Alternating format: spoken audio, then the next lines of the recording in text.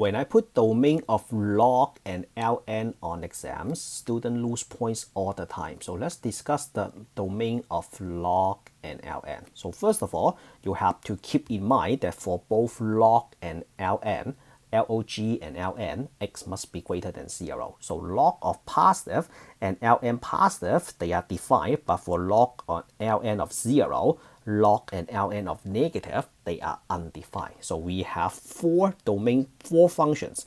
Let's find the domain. So the first one is we have f of x equals to log base 5 x plus 6. First of all, I don't care what the base is. When you see a log, write this down. You have to make sure that everything in the parenthesis must be greater than 0, because log of negative and 0, they are undefined. So you have to make sure that it's greater than 0. So subtract 6 on both sides, just solve this linear inequality. So this is a x greater than negative 6. This is your domain.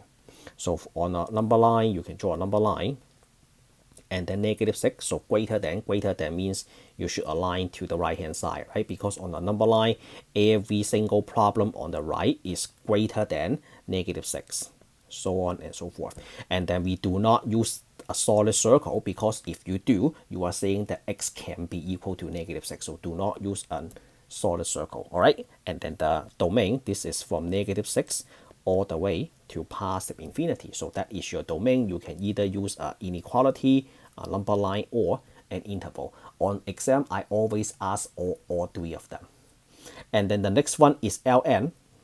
Let's switch to some other color. So we have f of x equals to ln 4 minus x. So for ln and log, I don't care the base. I don't care if that is a log or ln. When you see a logarithm, it doesn't matter log or ln, the base, don't care.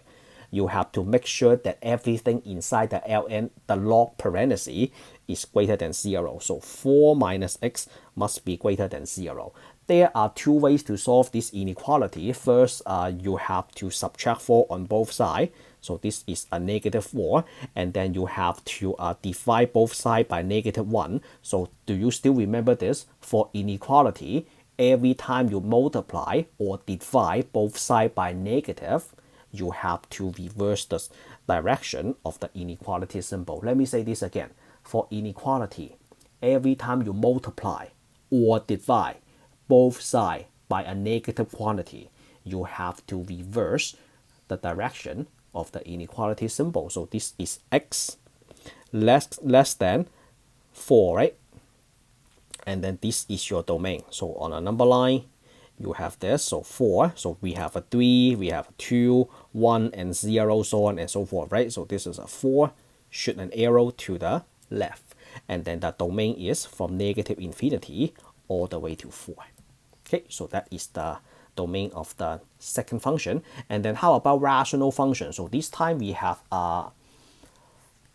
the logarithm in the denominator. So what do? We have logarithm in the denominator. So first of all, let's write this down.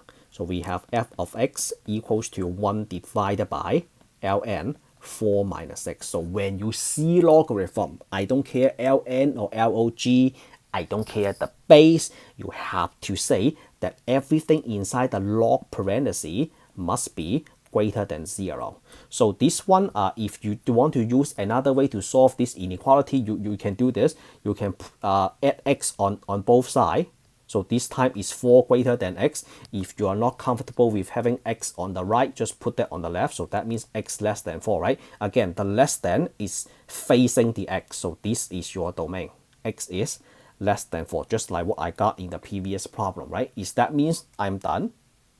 What is the difference? So when you put the same function in the denominator, how does that change the problem? That changes the problem a lot. Take a look. You have x less than 4. That is not all. There is still a hidden restriction. Do you still remember this? What is ln1 equals to? ln1 is equals to 0. Can we have an ln1 in the denominator? Of course. So you have to prevent having an ln1 in the denominator by saying that 4 minus x cannot be equal to 1, because we want to prevent having an ln 1 in the denominator, because denominator cannot be equal to 0. So this one you solve this, and then negative x, you subtract 4 on both sides. So this will be a negative 4, right? Sorry. 1 minus 4, so this is equals to negative 3. Right? 1 minus 4 is equals to negative 3, multiply negative 1 on both sides. So x cannot be equal to 3. This is your next restriction. And then let's summarize the restriction on the number line. So we draw a line. So this is a 3, this is a 4. So we want x less than 4, right? Is this correct? No. You missed something. You said x cannot be equal to 3, so you have to punch a hole at x equals to 3 by just draw an open circle in there. So my domain is from negative infinity to 3, and then from 3 to 4. That's it. So when you pick an x value, make sure the x value is in either one of these intervals. All right?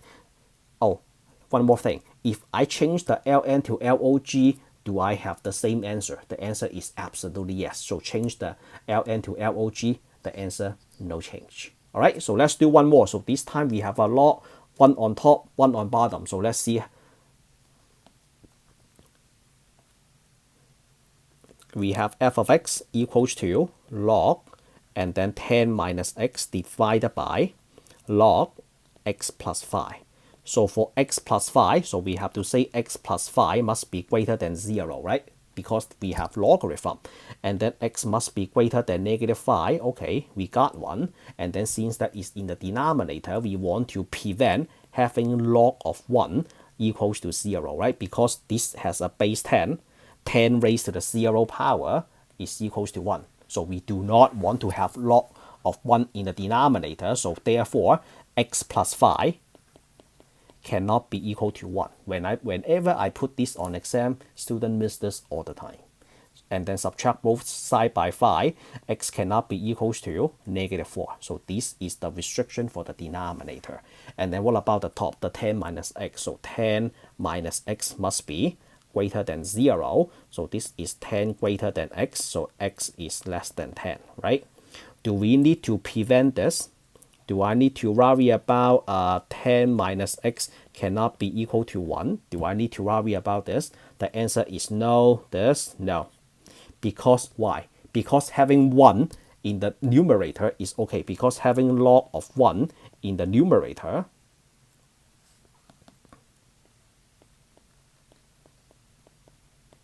is okay.